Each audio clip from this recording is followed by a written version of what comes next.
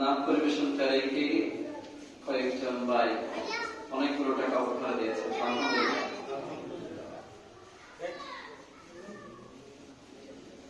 উপস্থিত সম্মানিত মুসল্লিদের কারণ মাহফিল দীর্ঘক্ষণ চলবে না। মাহফিল আল্লাহর রহমতে আমাদের নিয়ত আছে 10:30টায় আলোচনা শেষ হবে। এরপরে মসজিদের যে মক্তব আছে, মক্তবের কিছু ছাত্র ছাত্রীদেরকে পুরস্কার বিতরণ হবে। এরপরে এই মোনাজাত হবে। এলাকার মধ্যে যারা অসুস্থ আছেন তাদের সুস্থতা, যারা দুনিয়া থেকে চলে গেছেন তাদের মাগফিরাত, বেশ করে গত কয়েকদিন পূর্বে আমাদের মসজিদ সংলগ্ন করে একজন প্রতিবেশী আলহাজ মোহাম্মদ জিন্নাতানি, তার জন্য দোয়া করা হবে। এমনিভাবে মসজিদের শুরু থেকে আজ পর্যন্ত যারা অবদান রেখেছেন, তাদের পক্ষ থেকে যারা চলে গেছেন, মসজিদের জায়গা যারা পেয়েছেন, তাদের প্রত্যেকের জন্য দোয়া করব। আমরা ধৈর্য সহকারে বসার চেষ্টা করব। কিছুক্ষণ পরেই আমাদের প্রধান আলোচনা করবেন। তৎসময় পর্যন্ত আমি আপনাদের সাথে কোরআন হাদিসের আলোকে কিছু মুসলিমে অল্প কিছু কথা বলার চেষ্টা করবো। আল্লাহ রাব্বুল আলামিন আমাদের সবাইকে আমল করার তৌফিক দান করুন। আমিন।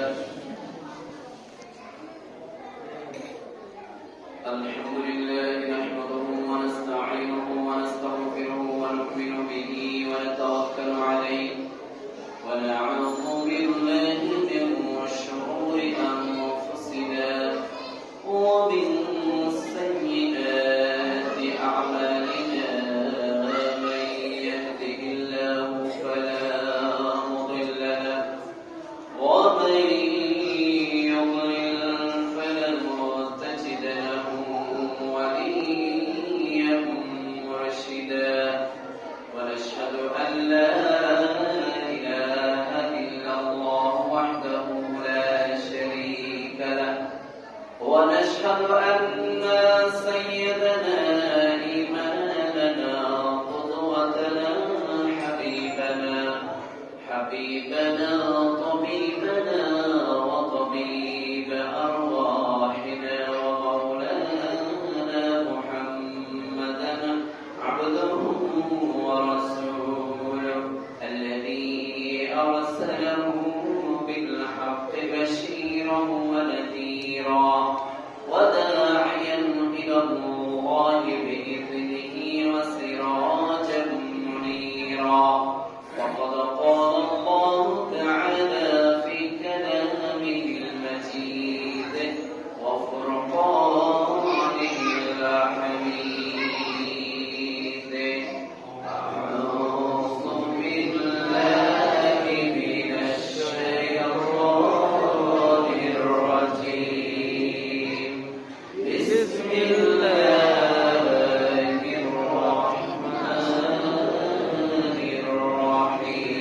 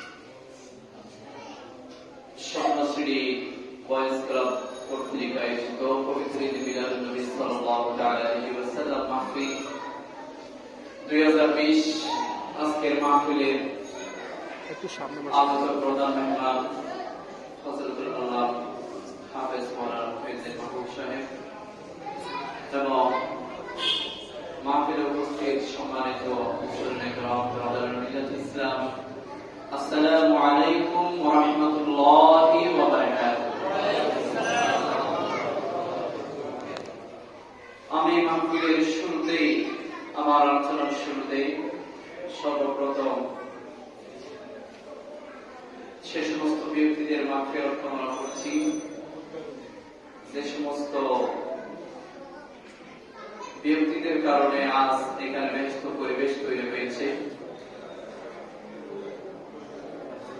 আমি তাদের মাগফিরাত কামনা করছি, বিশেষ করে আমাদের বাইতুল শরীফের রূপক মীর মুহাম্মদ আখতার কাদেরী শাহ আব্দুল জব্বার রাহমাতুল্লাহি তাআলা আলাইহি, আব্দুল উলুম শাহ কুদ্দুস রাহমাতুল্লাহি তাআলা আলাইহি, নূর ইসলাম তাফসীর শাহ রাহমাতুল্লাহি তাআলা আলাইহি এবং আরেকটি সফলতা কামনা করছি আগামীকাল আমাদের বাইতুল শরীফের দ্বিতীয়তম অনেক বড় মাহফিল কক্সেস বাজার বাইতুল শরীফ মাহফিলে যে আগামীকাল ওয়াজ এবং মাহফিল অনুষ্ঠিত হতে যাচ্ছে, আমি তার সফলতা কামনা করছি এবং বর্তমান হুজুরের হায়াতুত তাইয়্যিবা যাতে আল্লাহ রাব্বুল আলামিন দান করেন সেজন্য আল্লাহ দরবারে ফরিয়াদ করেছি। মুহতারাম হাজিরিন, আমার আলোচনা তো প্রায় সবাই শুনে পড়েই থাকি। আজকে প্রধান মেহমান আপনাদের সামনে অনেকক্ষণ দীর্ঘক্ষণ যাবত আলোচনা করবে। আমি শুধুমাত্র কেবলমাত্র অল্প কিছু কথা বলার জন্য দাঁড়িয়েছি। ইনশাআল্লাহ শীঘ্রই শেষ করবে, এরপরে প্রধান মেহমান আলোচনা করবেন।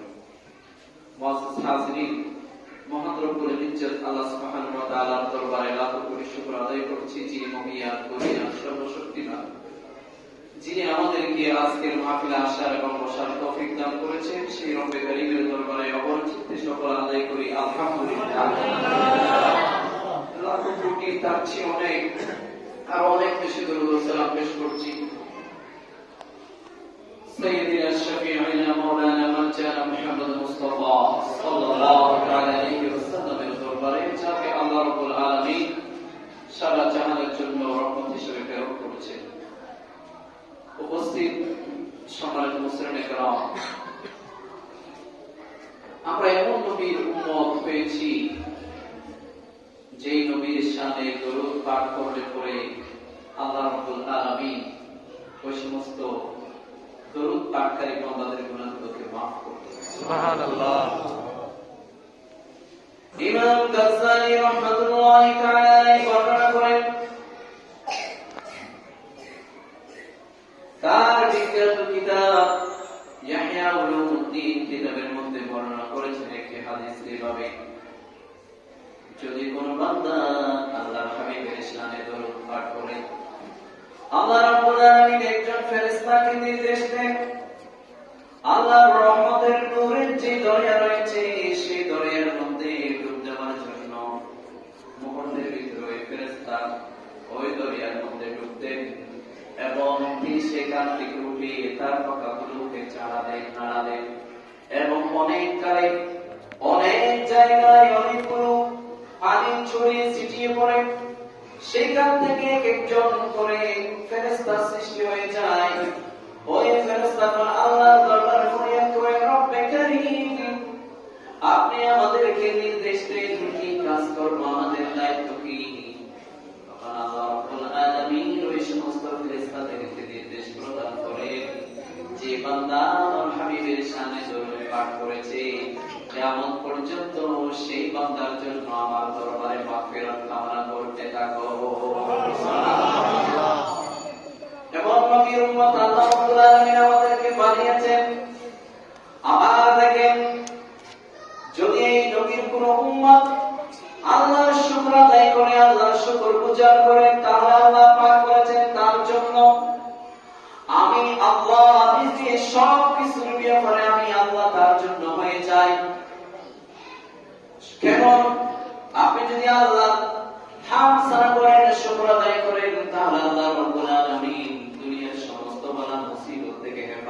করেন। শুধু তাই নয়, আল্লাহ ওই বান্দাকে রিজিকের মধ্যে বরকত প্রদান করেন। শুধু তাই নয়, আল্লাহ রাব্বুল আলামিন ওই বান্দার জন্য জান্নাতের মধ্যে একটা ঘর নির্মাণ করে দেন। এক ব্যক্তি আল্লাহর হামসানা করতে গিয়ে বলেন,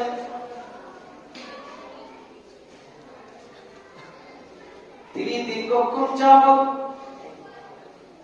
একটি বাক্য আদায় না করে সংক্ষেপে একটি বাক্য আদায় করলেন, ইয়া রাব্বি লাকাল হামদ কামা ইয়ানবাগি লিজালালি ওয়াজহিক ওয়া আযীমি সুলতানিক। এতটুকু আদায় করলেন, কিরামান কাতিবিন আল্লাহর দরবারে ফরিয়াদ করলেন, রব্বে কারীম, আপনার বান্দা এই পাঠ করেছে, তার জন্য কতটুকু নেকি লিখবো? আল্লাহ রাব্বুল আলামিন বলেন, ও আমার ফেরেশতারা, আমার বান্দা কি তেলাওয়াত করেছে, আল্লাহ তো ভালো অবগত রয়েছেন বান্দা কি তেলাওয়াত করেছে, কি পাঠ করেছে। তারপরেও আল্লাহ থেকে আবার শুনতে মনে চাই বান্দা যে আল্লাহর শুকরিয়া আদায় করেছে সেই বাক্যটা। এবার ফেরেশতাগণ বলেন, ইয়া রাব্বি লিজালালি ওয়াজহিক ওয়া আযীমি সুলতানিক, এইটা আদায় করেছে। এবার আল্লাহ রাব্বুল আলামিন ফেরেশতাদেরকে বলেন, ও আমার ফেরেশতারা, আমার বান্দা যেটা তেলাওয়াত করেছে সেইটা হুবহু তার আমলনামার মধ্যে লিপিবদ্ধ করে দাও। বান্দা যখন আমার কাছে আসবে আমি নিজে এর প্রতিদান দিয়ে দেব। এমন নবীর উম্মত আল্লাহ রাব্বুল আলামিন আমাদেরকে বানিয়ে পৃথিবীতে প্রেরণ করেছেন, যেই নবীর শান মর্তবা মর্যাদা আযীম পর্যন্ত একজন শায়ের খুব সুন্দর করে বলেছেন, জাহান তক হে রুবুবিয়ত খুদা কা ওয়াহাঁ তক হে নবুওত মুস্তাফা কা। আল্লাহ রাব্বুল আলামিনের খোদার খোদাই যেখানে যেখানে, আল্লাহ পাক আমাদেরকে এমন নবীর উম্মত বানিয়েছেন, সেই নবীর নবুয়তিও সেখানে সেখানে। সুবহানাল্লাহ। এমন নবীর উম্মত যে আল্লাহ আমাদেরকে বানিয়ে পৃথিবীতে প্রেরণ করেছেন, সেই রবের দরবারে অমর চিত্তে আরো একবার বলছি আলহামদুলিল্লাহ। মুহতারাম হাজিরিন, আমি একটি বিষয়ের উপর আলোচনা করার মনস্থ করেছি খুবই সংক্ষেপে। আল্লাহ পাক আমাদেরকে যে সমস্ত নিয়ামত দিয়েছেন তার মধ্য থেকে উল্লেখযোগ্য এক নিয়ামতের নাম হচ্ছে হায়াত। উল্লেখযোগ্য নিয়ামতের নাম কি? হায়াত। এই হায়াত এত বড় একটা নিয়ামত, এই হায়াতকে বান্দা যদি আল্লাহর দিক নির্দেশিত পথে যদি পরিচালিত করে তাহলে ওই বান্দার জন্য জান্নাত ওয়াজিব হয়ে যায়। সুবহানাল্লাহ। আবার যদি বান্দা তার হায়াতটাকে যদি আল্লাহর নির্দেশিত পথে যদি পরিচালিত না করে তাহলে জাহান্নাম দিয়ে দিবেন কে? আমরা তো মনে করেছি কি দুনিয়ার হায়াতটা অনেক বড়, দুনিয়ার জিন্দেগিটাই সব, দুনিয়া পাওয়ার জন্য আমরা মশগুল। আমার ভাইয়ের একটা জিনিস খেয়াল করেন, আপনার শরীরের ভিতরে যতক্ষণ পর্যন্ত নিঃশ্বাসটা আপ ডাউন করবে ততক্ষণ পর্যন্ত আপনার শরীরের দাম, আপনার শরীর থেকে নিঃশ্বাসটা বের হয়ে যাবে তখন আপনার এই শরীরের কোনো দাম নাই। শুধুমাত্র একটি নিঃশ্বাস, এই নিঃশ্বাসটা কার কখন বের হয়ে যাবে দুনিয়ার কেউ জানে না, জানেন একজন, তিনি কে? আমার ভাইরা একটা বিষয় লক্ষ্য করেন, এই দুনিয়ার জীবনটাই শেষ জীবন নয়, এর পরিবারের জীবন আছে। এই খেলাটাই শেষ খেলা নয়, এর পরিবার একটা খেলা রয়েছে। এই দুনিয়ার জীবনের যদি প্রত্যেকটা পরতে পরতে যদি আল্লাহ এবং তার রাসূলের নির্দেশিত পথ যদি অনুসরণ করা হয় তাহলে ওই জীবনের মধ্যে জান্নাত দিয়ে দিবেন কে? যার ভিতরে কিঞ্চিত পরিমাণ ঈমান রয়েছে, যার ভিতরে সরিষা দানা পর্যন্ত ঈমান রয়েছে, ওই বান্দা দুনিয়ার কোন নাফরমানিতে, আল্লাহর কোন নাফরমানিতে মশগুল থাকতে পারে না। কারণ ওই বান্দা ছাড়া আমাকে আল্লাহর সামনে দাঁড়াইতে হবে। যার এই জ্ঞানটুকু রয়েছে আমাকে আল্লাহর সামনে দাঁড়াইতে হবে, ওই বান্দা বিশ্বাস করে আল্লাহ রাব্বুল আলামিনের সেই বাণী, ওয়ালিমান খাফা মাকামা রাব্বিহি জান্নাতান ফাবিআইয়ি আলাই রাব্বিকুমা তুকাজ্জিবান। যে আল্লাহর সামনে দাঁড়ানোকে ভয় করে আল্লাহ রাব্বুল আলামিন বলেন, আমি আল্লাহ তার জন্য দুইটা জান্নাত রেখেছি। আল্লাহু আকবার। আল্লাহর সামনে দাঁড়ানোর ব্যাপারে যে বান্দার ভয় রয়েছে, ওই বান্দার জীবনে দুর্নীতি করতে পারে না। কোরআন সুন্নাহ বিরোধী যেই পথ সেই পথের মধ্যে চলতে পারে না। কেননা সে জানে ওয়ালাহান নাফসা আনিল হাওয়া ফাইন্নাল জান্নাতা হিয়াল মাওয়া। আল্লাহ রাব্বুল আলামিন বলেছেন এইভাবে, যে বান্দা তার মনের ইচ্ছা মতো চলাফেরা করবে, ওই বান্দাকে আল্লাহ জাহান্নাম দেবে। আর যে বান্দা তার মনের ইচ্ছা মতো চলাফেরা করবে না, আল্লাহ রাব্বুল আলামিন বলেছেন ফাইন্নাল জান্নাতা হিয়াল মাওয়া, আমি আল্লাহ আমার ওই বান্দাকে জান্নাতুল মাওয়া প্রদান করে দেব। সুবহানাল্লাহ। কিয়ামতের দিন জাহান্নাম আল্লাহ রাব্বুল আলামিনকে বলবেন, জাহান্নামীরা বলবেন, আল্লাহ আপনি আবার আমাকে দুনিয়ার মধ্যে পাঠিয়ে দেন, আমি দুনিয়াতে যতদিন পর্যন্ত থাকবো ততদিন পর্যন্ত তোমার গোলামি করব। যতদিন দুনিয়াতে থাকবো দুনিয়াতে কোন ব্যক্তির আদর্শ গ্রহণ করব না, একমাত্র তোমার রাসূলের আদর্শ গ্রহণ করব। আল্লাহ রাব্বুল আলামিন তখন সেদিন জাহান্নামীদেরকে বলবেন, আওয়ালাম নুআম্মিরকুম মা ইয়াতাযাক্কারু ফীহি মান তাযাক্কারা ওয়া জাআকুমুন নাযীর ফাযুকু ফামা লিয-যালিমিনা মিন নাসীর। আল্লাহ পাক সেদিন বলবেন, আমি কি তোমাদেরকে দীর্ঘ 100 বছর পর্যন্ত হায়াত দিই নইনি? আমি তো তোমাদেরকে এত বছর পর্যন্ত হায়াত দিয়েছিলাম বান্দা, এই হায়াতের ভিতরে তুমি কি করেছো? আমি তো তোমাদের জন্য আজকের দিবসে আমার সামনে হাজির হওয়ার মেসের জন্য 1,24,000 আমার মেসেঞ্জার পাঠিয়েছিলাম। তারা তোমাদেরকে আজকের দিবসে যে হিসাব নিকাশ দিতে হবে সেই ব্যাপারে তোমাদেরকে বই দেখিয়েছিল, এবং আজকের দিবসের ব্যাপারে তোমাদেরকে সুসংবাদ দিয়েছিল। তোমরা সেই দিন মানো নাই, তাদের সেই কথাটা মানো নাই। বান্দা আজকে তোমাদের জন্য কোন সাহায্যকারী নাই। সুবহানাল্লাহ। বাইরে আমার আল্লাহ পাক বলেন, ক্বালা রাব্বির জিউন, বলবা আল্লাহ আমাদেরকে আবার পাঠিয়ে দেন। তোমাকে সামনে রেখে বলছি আমরা জীবনের মধ্যে কোনো দুর্নীতি করব না। আল্লাহ পাক বলছেন এটা তাদের মুখের কথা, আমি যদি তাদেরকে দুনিয়ার মধ্যে আবার পাঠিয়ে দিই তাহলে তারপরেও তারা তাদের সেই পূর্ণ কৃতি কর্ম সবগুলোই করবে, আমাকে ভুলে যাবে। এটা হচ্ছে কেবল তাদের মুখের কথা। আমার ভাইরা, আজ আমরা দুনিয়া নিয়ে মশগুল, আমরা দুনিয়াকে অনেক বড় মনে করি, দুনিয়া কামাতে নিয়ে আমরা আখিরাতকে ভুলে যাই। আল্লাহ রাব্বুল আলামিন সেই কথাই কোরআন কারীমের মধ্যে বলেছেন, ও বান্দা তোমরা শুনে নাও, বাল তু'থিরুনাল হায়াতাদ দুনিয়া ওয়াল আখিরাতু খায়রুন ওয়া আবকা। দুনিয়ার জীবন আসল জীবন নয়, আসল জীবন হচ্ছে পরকাল। সুবহানাল্লাহ।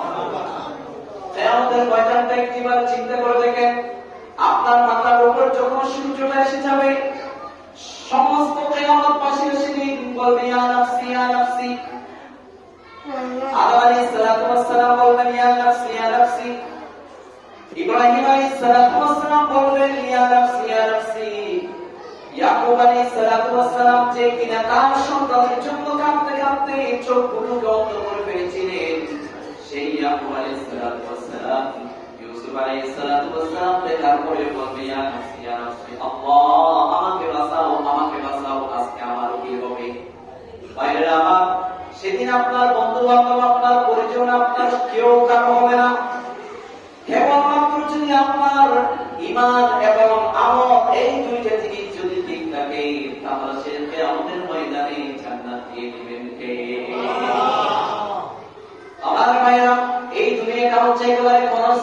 জীবন। আল্লাহ পাক বলেছেন এইভাবে, বাল তুসিরুনাল হায়াতাদ দুনিয়া ওয়াল আখিরাতু খায়রুন ওয়া আবকা। আমার উম্মত বলেছেন, ও দুনিয়ার মানুষ, আমি দুনিয়াটাকে কিভাবে তোমাদের সামনে উপস্থাপন করছি জানো নাকি? তোমরা শুনে নাও। বলেন, ওয়া মাল হায়াতুদ দুনিয়া ইল্লা মাতাউল গুরুর। দুনিয়াটা হচ্ছে একটা খেলা তামাশার জায়গা। খেলার মাঠের মধ্যে যখন খেলতে যান, ওখানে কয়েক বছর থাকেন নাকি? কয়েক বছর থাকেন না, অল্প কিছু সময় পর্যন্ত থাকেন। খেলা শেষ, মাঠ ছেড়েও যার যার বাড়িতে শেষে। দুনিয়াটা হচ্ছে একটা খেলা তামাশার জায়গা। আল্লাহ রাব্বুল আলামিন সেই উদাহরণটা দিয়েছেন। আবার বলেন, ওয়াল হায়াতুদ দুনিয়া ইল্লা লাইবুন ওয়া লাহু। আবার বলেন, এটা লোকের সামগ্রী, ইল্লা মাতাউল গুরুর। তোমরা ভোগ করো খাও, কিন্তু বেমালুম আখিরাতকে ভুলে যেও না। যদি আখিরাতকে ভুলে যাও, তাহলে তোমাদের এই জিন্দেগি হায়াতটা বরবাদ। আল্লাহু আকবার। এবার আমি আপনাদের কাছে প্রশ্ন রাখতে চাই, আমাদের যে হায়াত, সেই হায়াত কি বাড়ছে না কমছে? কমছে না বাড়ছে? কমছে। গলিতে প্রতি সেকেন্ডে একটা সেকেন্ড চলে যাচ্ছে, সেটা আমাদের হায়াতের মধ্যে যোগ হচ্ছে না। সেটা আমাদের হায়াতের যে বাজেট আল্লাহ পাক দিয়েছেন সেখান থেকে কমে যাচ্ছে। এক ঘন্টা পাস হলো, ঘড়িতে যখন ডক করে একটা আওয়াজ দিল, ঘড়ি আপনাকে আওয়াজ দিচ্ছে, ও দুনিয়ার মানুষ, তুমি শুনে নাও, আল্লাহর বান্দা, তোমার যে হায়াত, সেই হায়াত থেকে একটি ঘন্টা চলে গেল। তুমি রবের জন্য তুমি কি করেছো বান্দা? মোহতারাম হাজিরিন, এইভাবে হায়াত একদিন শেষ হয়ে যাবে। আপনার শরীরের ভিতরে যে আপ ডাউন রোগটা আছে, নিঃশ্বাসটা আছে, সেটা বের হয়ে যাবে। মনে করেন আপনার নাম আব্দুল্লাহ, আপনার শরীর থেকে যখন নিঃশ্বাসটা বের হয়ে যাবে, তখন দুনিয়ার কেউ আপনাকে আর আব্দুল্লাহ বলবে না। তখন আপনার নাম হয়ে যাবে লাশ। তখন আপনার নাম হয়ে যাবে লাশ। আপনার ছেলেও আপনাকে তখন সেই সময়ের মধ্যে পিতা বলবে না। আপনার আত্মীয় স্বজনরা আপনার ছেলেকে জিজ্ঞেস করবে, তোমার আব্বার লাশ হাসপাতাল থেকে কখন আসবে? বলবে না যে কি তোমার আব্বা আব্দুল্লাহ হাসপাতাল থেকে কখন আসবে? বলবে না একটি বারের জন্য। বলবে যে কি এইভাবে তোমার আব্বার লাশ হাসপাতাল থেকে কখন আসবে? দুনিয়ার যেই নাম নিঃশ্বাস যাওয়ার সাথে সাথে সেই নাম বিলুপ্ত হয়ে যায়। আমার ভাইয়ের, দুনিয়ার সেই হায়াতটাকে মূল্য না দিয়ে কিভাবে তুমি বেমানো আল্লাহকে ভুলে যাও? আল্লাহ রাব্বুল আলামিন তোমাদেরকে ইঙ্গিত করে বলেছেন, ইয়া আইয়ুহাল ইনসানু মা গাররাকা বিরাব্বিকাল কারীম।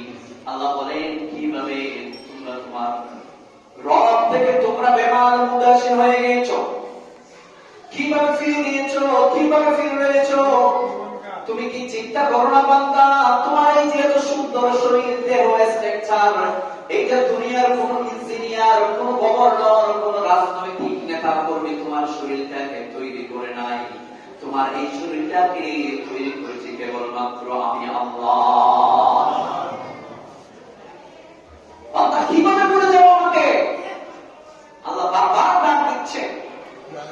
মসজিদের থেকে মুয়াজ্জিন সাহেব যে আযান দেন, বলেন তো দেখি সেই আযান কি মুয়াজ্জিনের ডাক, সেই আহ্বান আল্লাহর? আর চিৎকার দিয়ে বলেন, সেই আহ্বান কার?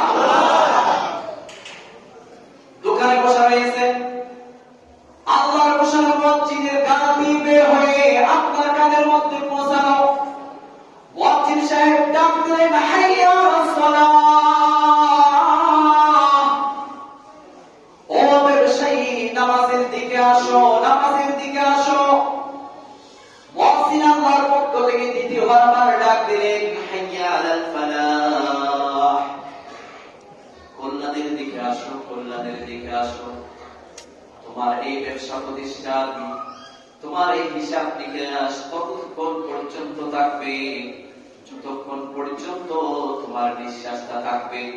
তোমার নিঃশ্বাস চলে গেছে, তোমার যে ব্যবসায়ী চেয়ার, সেখানে আরেকজন এসে বসবে। তোমার যে অফিসের চেয়ার, সেই চেয়ারের মধ্যে তোমার নিঃশ্বাস বের হওয়ার সাথে সাথে আরেকজন এসে বসবে। আমার মায়েরা, আজ দুনিয়ার যে ঘরকে আপনি বলেছেন আপনার বাড়ি, আপনার পূর্বে আপনার আব্বা বলেছিল সেইটা তার বাড়ি, তার পূর্বে আপনার দাদাও বলেছিল সেইটা তার বাড়ি।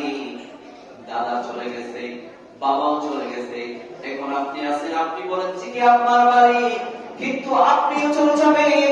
এরপরে আপনার সন্তান এসে বলবে এটা আমার বাড়ি। দুনিয়ার সব বাড়ি একের পর এক পরিবর্তন হবে, কিন্তু দুনিয়ার আমল যখন বার হবে, তখন জান্নাতে আল্লাহ আপনাকে যে বাড়ি দেবেন সেই বাড়ি কিন্তু পরিবর্তন হবে নাকি? পরিবর্তন হবে। তাহলে দুনিয়ার বাড়ির এত শান-শৌকত কি জন্য? আপনি এত সুন্দর করে কোটি কোটি টাকা খরচ করেছেন, খরচা করেছেন, আপনার নিঃশ্বাস বের হওয়ার সাথে সাথে আপনার লাশখানা সেখানে থাকবে নাকি? না। বের করে নিয়ে আসবে, উঠানের মধ্যে রাখবে, আত্মীয় স্বজনরা আসবে, উঠানের মধ্যে আত্মীয় স্বজনরা দেখবে আপনি এত সুন্দর করে দামি টাইলস দিয়ে যেই বাথরুম করা করেছেন। বলেন তো দেখি, আপনার শেষ গোসলটা সেই বাথরুমে হবে না? আপনার শেষ গোসলটাও সেই বাথরুমে হবে না। মসজিদের হুজুরকে ডেকে নিয়ে গিয়ে নির্দিষ্ট একটা স্থান দেখিয়ে দেওয়া হবে, সেখানে কিন্তু আপনার শেষ গোসলটা হবে, সেখানে হবে আপনার শেষ গোসলটা। আপনাকে কাফন করা